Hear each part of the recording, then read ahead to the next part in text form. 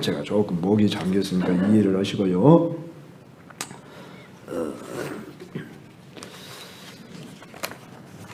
소아시아 7교회 중에 오늘 두 번째에 해당하는 서머나 교회입니다.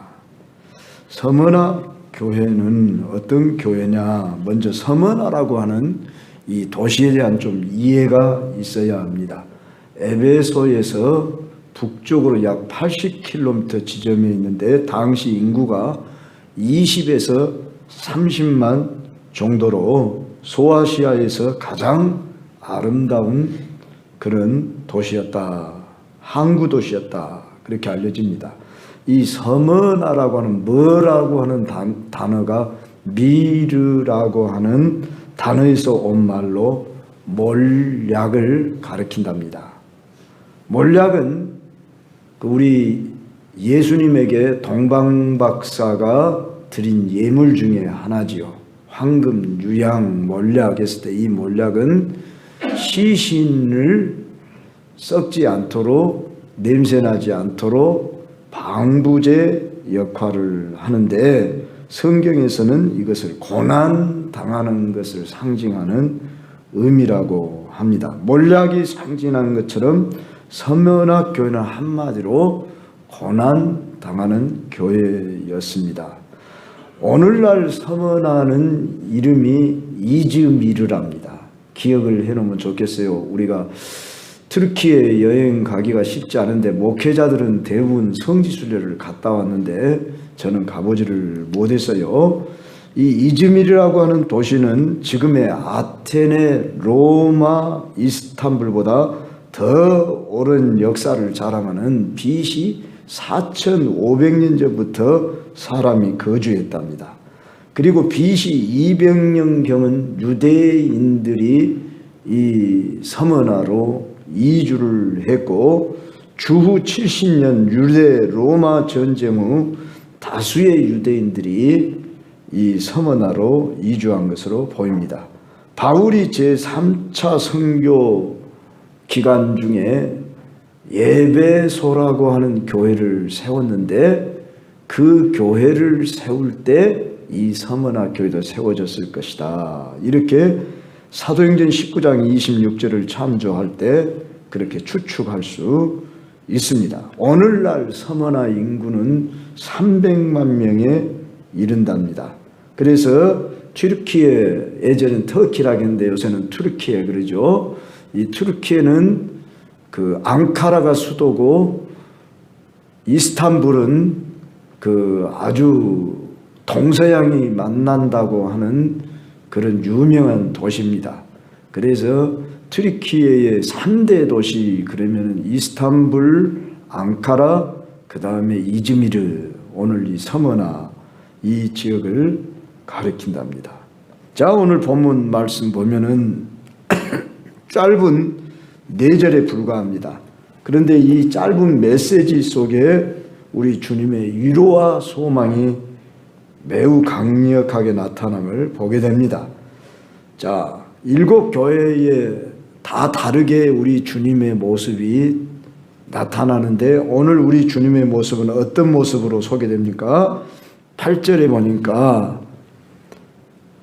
서머나 교회의 사자에게 편지하라. 처음이며 마지막이요 죽었다가 살아나시니가 이르시되.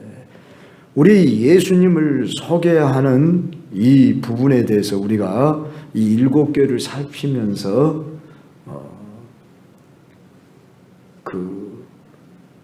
왜 그렇게 소개를 할까 하는 것은 이 교회에 대한 주님의 나타나는 모습을 통해서 주님이 하시고자 하는 말씀이 있으시기 때문에, 즉 자기가 어떤 분으로 나타나시냐에 따라서 그 교회에 어떤 분으로 나타나느냐 하는 것을 가르쳐 주는데 우리 주님이 어떤 분으로 나타났다고요?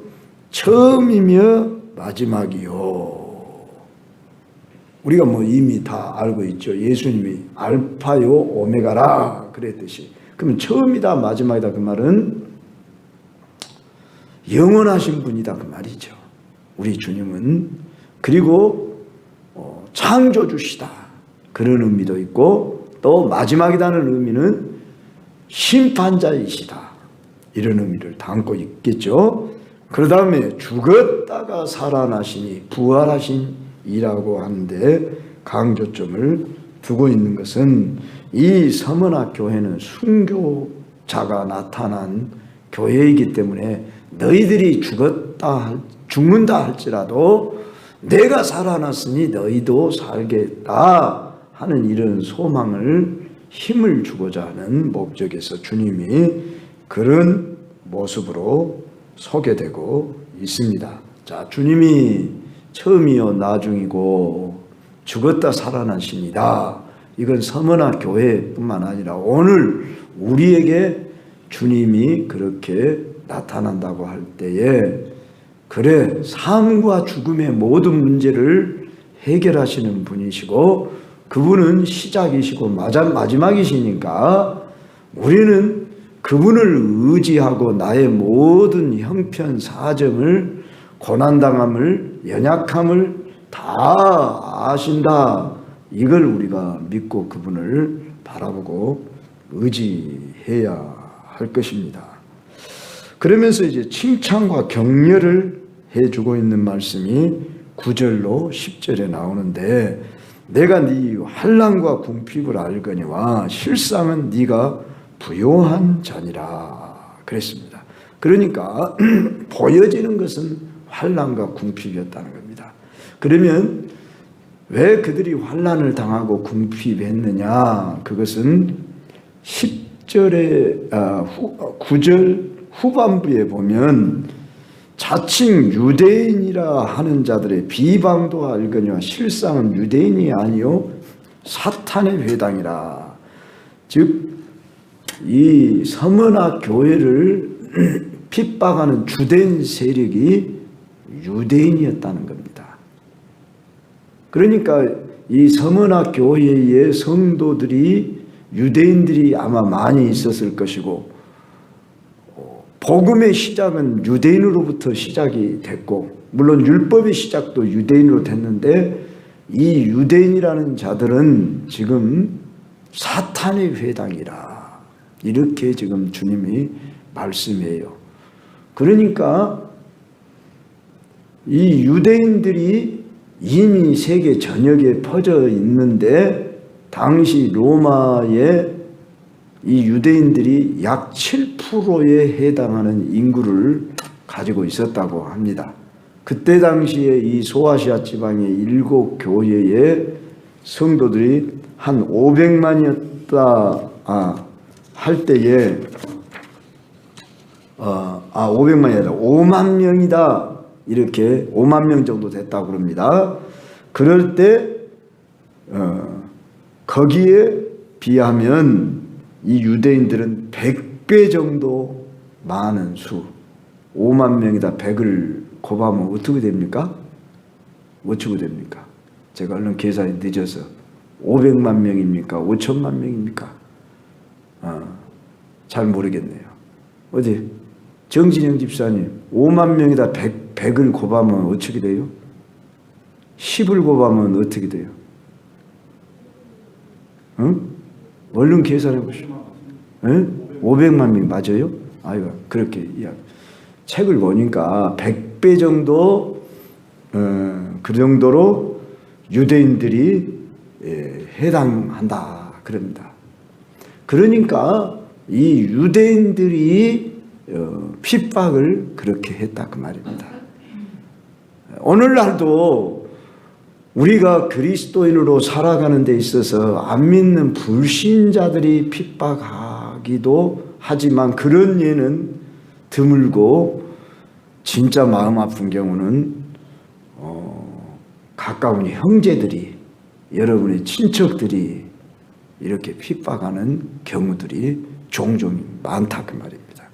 그거에 더 힘들다 그 말이에요.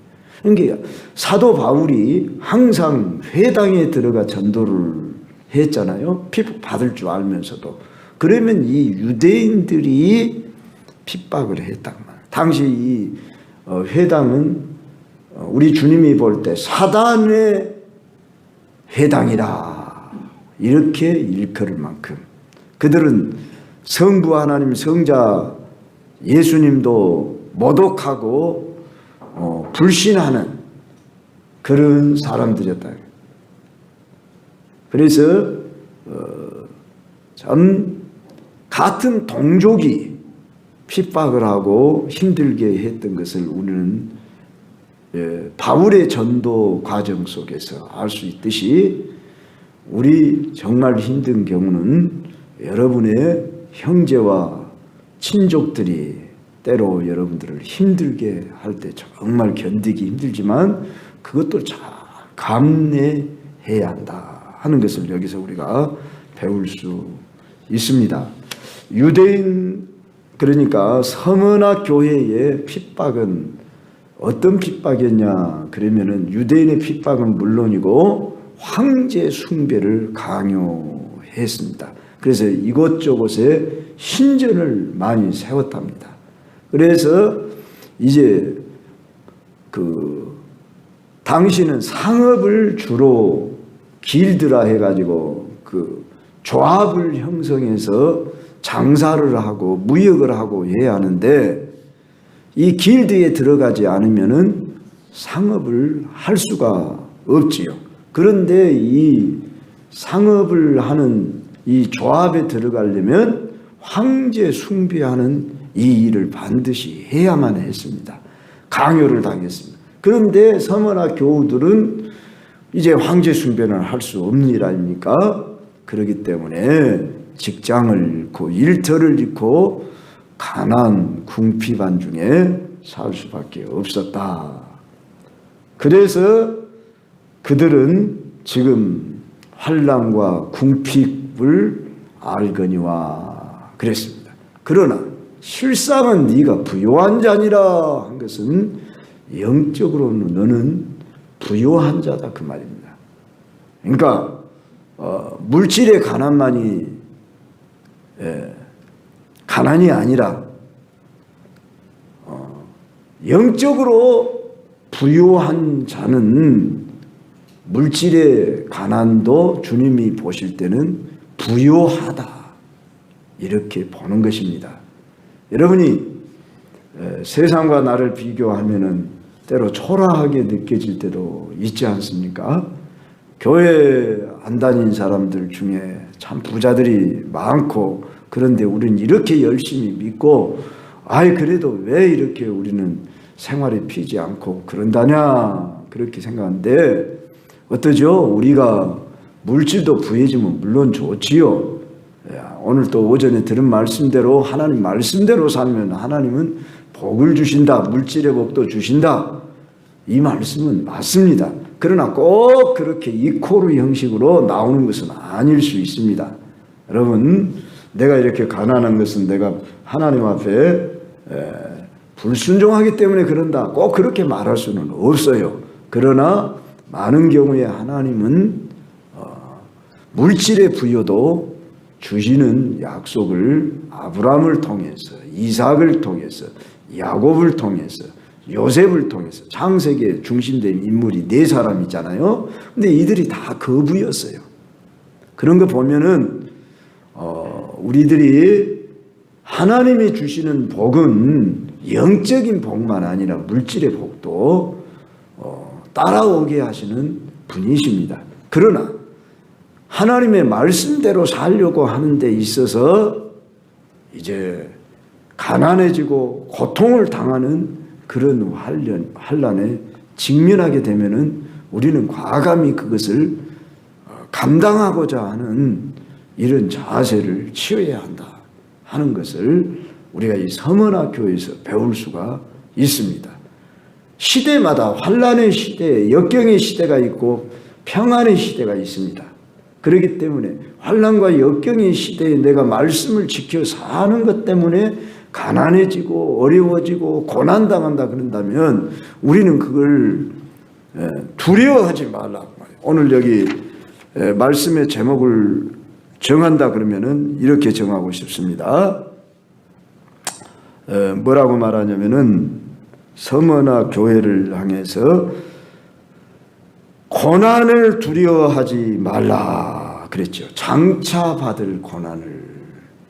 사실 우리 환난 당하고 궁핍해지는 거 좋아할 사람 없습니다. 일부러 우리 환난 당하고 궁핍해지려고는 할 필요가 없고, 우리는 주어진 것에 만족하고, 또 물론 할 수 있으면 우리가 더 벌려고 하고 더 누리려고 해야 합니다. 죄가 되지 않는 한 우리는 경제적인 필요를 많이 가진 것이 잘못이 아닙니다. 제가 방금도 이야기했지만 아브라함도 이삭도 야곱도 요셉도 다 하나님이 물질의 복, 각종 복을 줬지 않냐 그 말이에요. 그런다고 해서 결코 그들에게 고난이 따르지 않은 것은 아닙니다. 그래서 오늘 우리에게 허락된 고난이고 하나님 말씀 지키는 일 때문에 당하는 고난이면 내가 타협하지 말고 환난 당하는 거, 궁핍한 거, 그거 두려워하지 말아라. 그런 말씀입니다.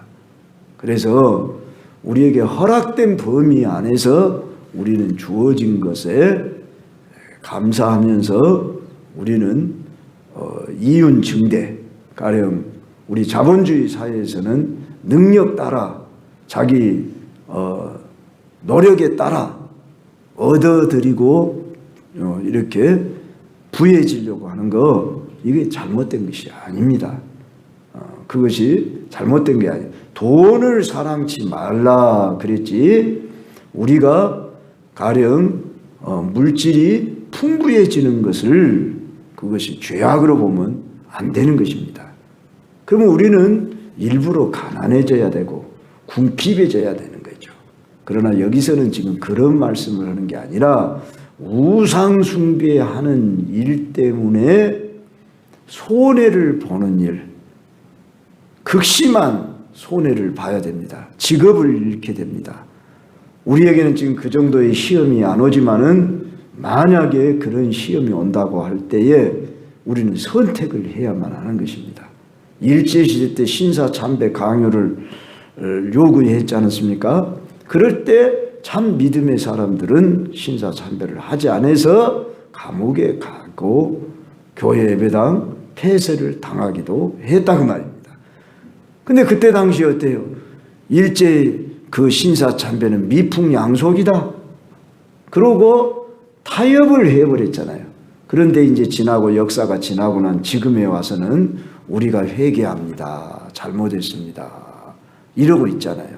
그러니까 그때 고난을 받았고 심지어 순교를 당한 분은 주님 앞에서 그 모습이 인정을 받고 상급을 받고 그런 손양원 목사님, 주기철 목사님을 비롯한 여러 우리가 기억하지 못하는 사람들, 저기 영광에 가면은 염산이라고 하는 지역에 그 염산교회는 순교지 교회입니다.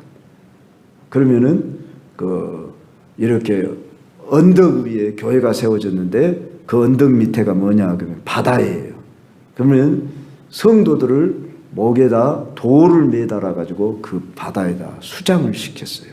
몇 명 죽었는가는 내가 정확히 기억을 못 합니다만은 한번 갈 기회가 있으면 거기 교회를 한번 가서 순교지를 한번 탐방할 필요가 있습니다. 타지에서는 그곳에 순교지를 탐방합니다. 또 야월리 교회라고 하는 교회 성가는 77인을 순교했다. 이때는 다 6.25 때입니다. 그리고 제가 영암 군서황금교회라는 교회에서 짤막하게 한 1년 반, 횟수로는 2년 정도 내가 거기서 첫 목회를 했는데 바로 옆에 그 교회가 바로 순교 교회입니다. 그렇듯이 시골 마을 중에 교회들이 순교한 교회들이 우리 전라남도 지역에도 종종, 전라북도 지역에도 종종 있습니다. 그래서 탐방을 오곤 합니다. 우리는 내게 어떤 그런 도전이 직면할 때 지금부터 마음의 준비를 할 필요가 있습니다. 그래서 갑자기 당하면 그때 상황이 어떻게 내가 적응해야지, 그럼 비굴하게 우리가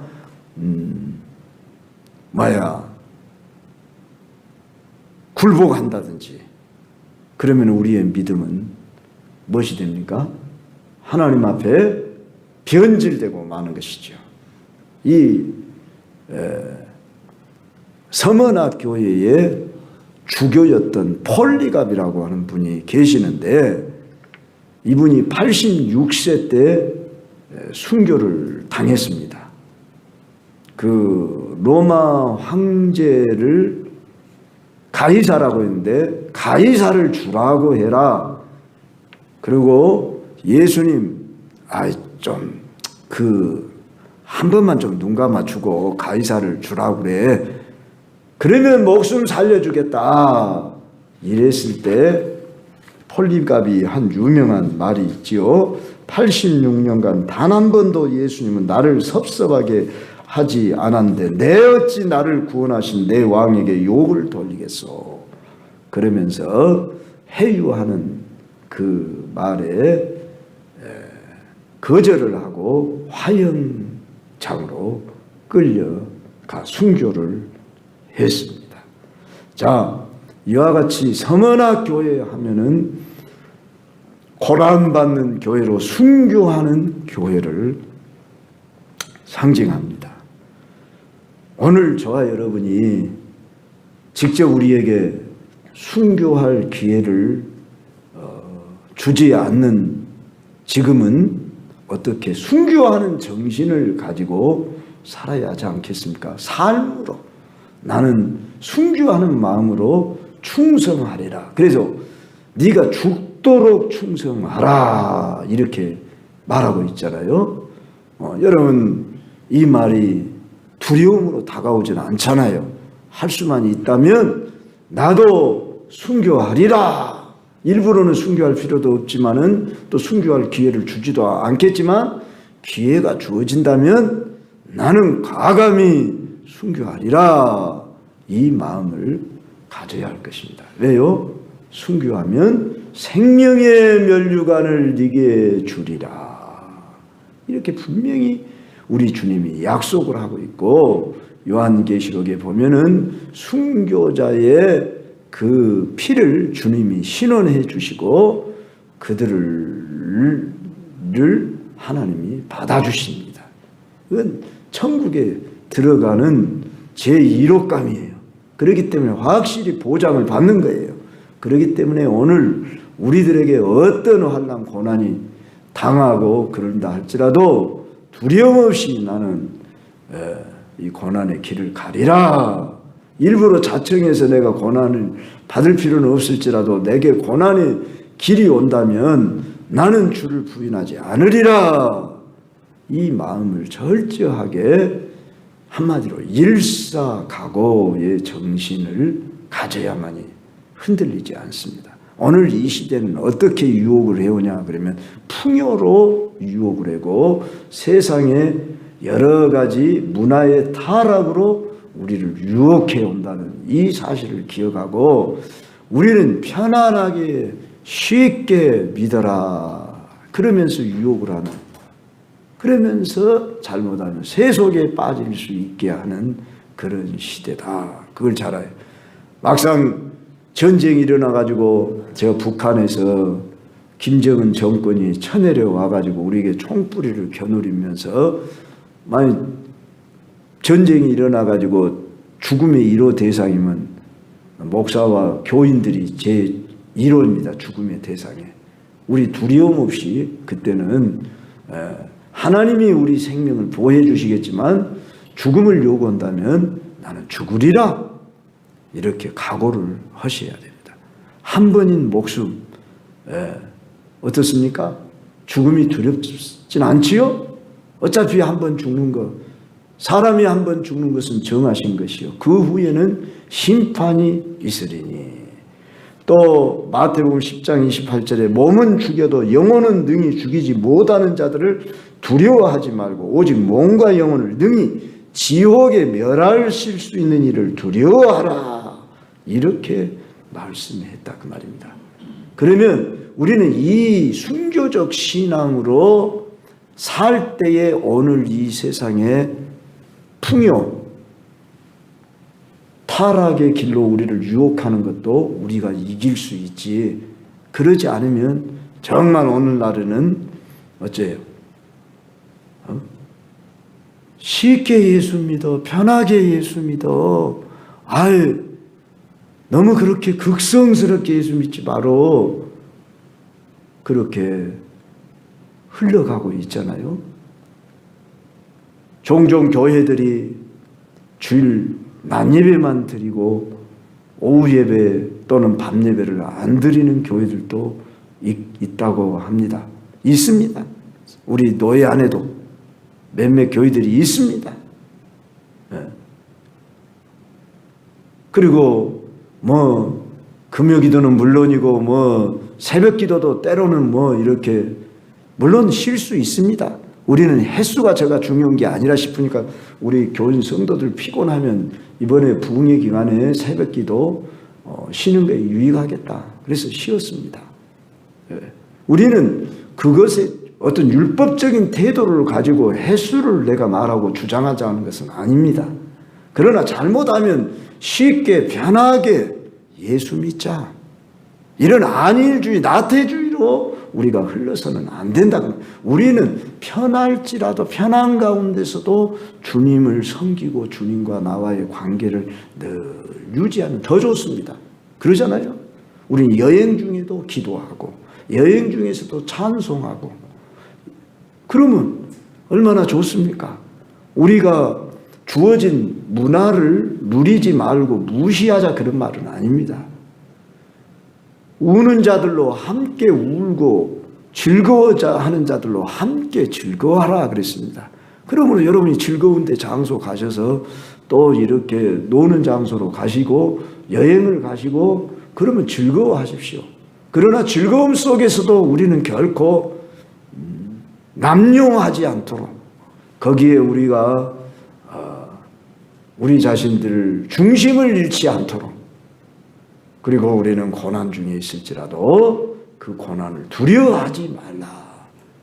그 고난이 얼마나 된다고 그랬어요? 10일 동안이라 그랬죠?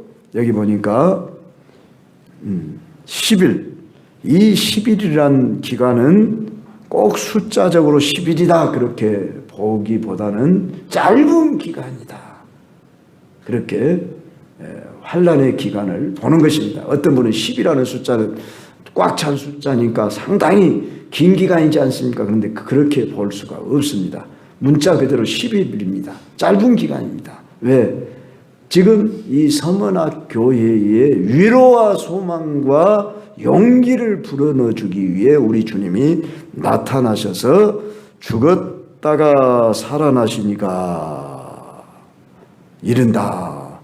처음이요 마지막이시니까 이르신다. 이렇게 말씀하고 있고 자 마귀가 장차 너희 가운데서 몇 사람을 오게든지 시험을 받게 하리니 너희가 10일 동안 환난을 받으리라. 그러면서 이렇게 시험을 걸어온다는 것입니다. 하나님이 허락지 아니하면 우리는 죽고 사는 문제 염려할 거 없습니다. 물론 우리 중에 어떤 자가 고난을 당할 수도 있고 한 고통 중에 있을 때 우리는 두려워하지 말자 그 말입니다. 그래서 지금부터 하나님은 살아계신 우리 주 예수 그리스도는 부활하신 분이시다. 이 오늘 주님의 모습을 통해서 우리는 확신을 가져야 되겠습니다. 그럴 때에 오늘 여러분의 삶 속에 크고 작은 고난의 문제가 다가올 수 있습니다. 그럴 때에 이 고난은 10일 동안이라 그랬습니다. 에스더가 뭐라고 했습니까? 죽으면 죽으리이다 했잖아요. 그럴 때에 왕이 이 금홀이라고 합니까? 그걸 다 내밀었잖아요. 안 내미면 이 에스더는 왕비라도 죽음을 당해야 합니다. 함부로 나올 수가 없기 때문에. 그러나 3일을 금식하고 내가 내 동족의 구원을 위해서 죽으면 죽으리다 하고 나올 때 호를 내미는 역사가 있었지 않습니까? 그래서 에스더가 그 홀 끝을 딱 잡았죠. 네 소원이 뭐냐 이렇게 물은 것처럼 우리가 죽고자 하면 살 것이요 살고자 하면 죽으리라 이런 말씀처럼 우리의 신앙은 바로 순교적 신앙을 가져야 한다는 것입니다. 우리는 교양 취미의 어떤 우리의 이 땅에서의 안락을 추구하고자 우리가 신앙생활하는 게 아닙니다. 오늘도 생명의 면류관을 약속하신 우리 예수님이 우리에게 씌워줄 그 생명의 면류관이라는 것, 그 뭐지요? 승리관이다 그 말입니다. 생명의 면류관이라는 뜻은 너는 승리했어, 너는 이긴 자야. 그리고 우리의 죽음의 문제를 해결해 주는데 뭐라고 말씀합니까? 둘째 사망의 해를 받지 아니하리라. 둘째 사망이란 뭐냐면은 우리 사람은 육체적인 사망만 있는 게 아니라 예수님 재림하셔서 심판할 때 불못 유황 불못에 마귀와 함께 영원한 지옥불에 집어넣는 것이 둘째 사망이다 그 말. 그러니까 정말 주를 위해 희생하고 봉사하고 충성한 자들, 여기 충성한다는 말의 의미가 신실하다는 말하고 비스토스라는 그 헬라어의 단어가 동일어입니다. 그러니까 충성한다는 것은 신실한 믿음을 갖는 거예요. 그러니까 내가 생활 중에 오늘 오전에도 제가 말씀했거니와 우리 한번 올 새해 들어서 새 결심 한번 합시다. 무슨 결심 하시랍니까? 나가 주의 말씀대로 한번 온전히 순종해 보려다. 물론 우리가 연약해서 못할 때도 있겠지만 그래도 결심대로 되는 것입니다. 여러분들이 그렇게 결심을 하고 나가는 것하고 그냥 주어진 시간 뭐 흘러 떠내려가는 그런 시간처럼 그냥 자연스럽게 살아가다 보면 우리의 시간은 흘러 떠내려가고 맙니다. 우리는 살아있는 고기는 물살을 헤치고 올라가듯이 우리는 세월을 아끼라 했을 때 이것이 원래 의미가 세월을 살아 그런 의미가 있다고 그랬죠. 그래서 올해 여러분들이 무슨 결심들을 하고 출발하셨든지 간에 우리가 공통적으로 오늘 오전에 드린 말씀과 오늘 이 말씀을 기억하면서 죽도록 충성해야 할 부분이 누굽니까? 우리는 우리를 위하여 목숨 내주신 예수 그리스도 그분 위해서 우리는 충성하면 값진 것입니다. 복된 것입니다. 할렐루야. 네. 그러면서 여러분들이 시간을 들이고 몸을 들이고 물질을 들이고 말씀대로 순종하고 죄악을 멀리하고 우리가 성별된 자로 구별되게 내가 한번 살아보리라.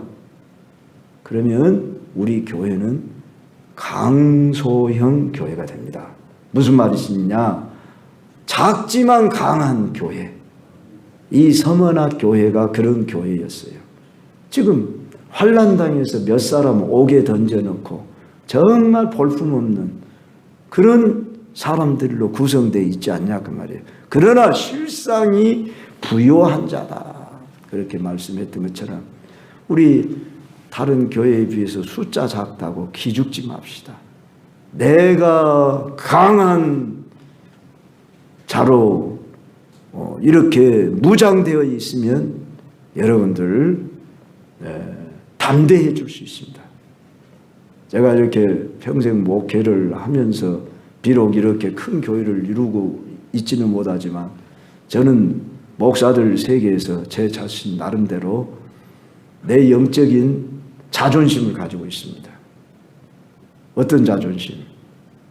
뭐 잘났다는 자존심이 아니라 나는 주님 앞에서 진실하려고 한다. 나는 아직도 열정이 있는 목사다. 솔직히 저는 그렇게 고백할 수 있습니다. 나이 먹었다고 제가 나이 먹은 행세를 안 합니다.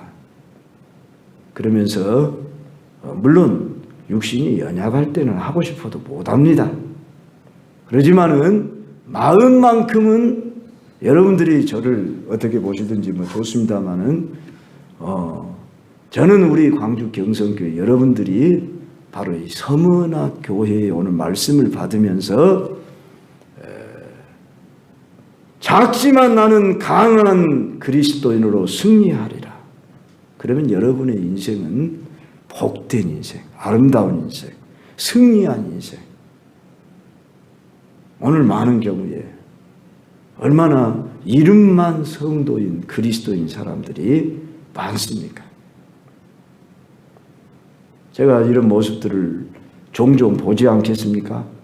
큰 교회라고 해놓고 뭔 비난하려고 그런 것이 아니라 참 이름만 갖고 있지. 제가 이렇게 엊그저께도 여기 연수원 그 뚜기를 올라갔어요. 교회 다니십니까? 그러니까 교회 다닌대요. 어디 교회입니까? 무능 제일교회래요. 그러면 저를 모르십니까? 저 안 보셨습니까? 제가 공동회를 몇 번 인도했는데요. 제가 결석을 해가지고요. 못 가가지고요. 그렇게 이야기하더라고요. 그러니까 오늘날 교인들의 이름은 가지고 있어. 그런데 출석도 안 하면서 나는 교인이래. 네. 물론 우리 교인들 중에서도 뭐 그런 사람도 한두 사람 있을 수 있고 있을 수 있죠. 그러나 우리 자신들이 어디서나 떳떳할 수 있도록 정말 성도다, 성도 되면은 우리가 어떤 분은 그래요. 큰 교회 다니는 것을 자랑으로 여기고 어느 교회 다닙니까? 그러면 어디 교회 다닙니다. 그리고 큰 교회 다니면 말하고요. 조그만한 교회 다니면 아이고 조그만한 교회 다녀요. 뭐 개척교회 다녀요. 이런 식으로 부끄러워하는 분들이 있더라고요. 절대 그러지 마십시오. 우리는 교회 사이즈가 문제가 아니다. 오늘 우리는 정말 살아있는 교회다. 할렐루야. 우리 교회 이름처럼 경성하는 교회다. 나는 어디다 내놔도 배 목사의 말씀을 듣고 자라고 그 말씀에 의지해서 우리는 강한 군사로 나가는 이런 교회다. 이 자부심을 가지면서 오늘 정말 주님이 보실 때 칭찬할 수 있는 오늘 여기 죽도록 충성하라. 그러면 내가 생명의 관을 내게 주리라. 이런 축복을 받으실 수 있기를 주의 이름으로 축원합니다. 우리